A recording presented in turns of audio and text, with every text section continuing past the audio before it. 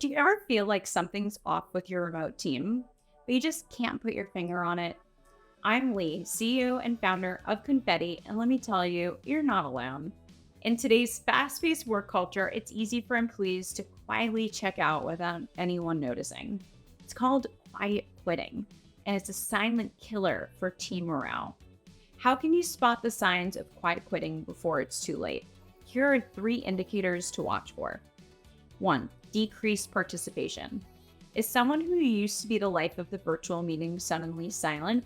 Pay attention to changes in participation levels. Number 2, lack of initiative. Are your once enthusiastic employees now hesitant to take on new projects or share ideas? This could be a sign of disengagement. And number 3, increased absenteeism. Are certain team members frequently absent or taking more sick days than usual? This could be a red flag that they're mentally checking out. But fear not, there are steps you can take to address quiet quitting and reinvigorating your team. At Confetti, we help thousands of leaders like you. Thanks to our virtual team building events, you can create more meaningful connections, which will make your team feel happier and more engaged.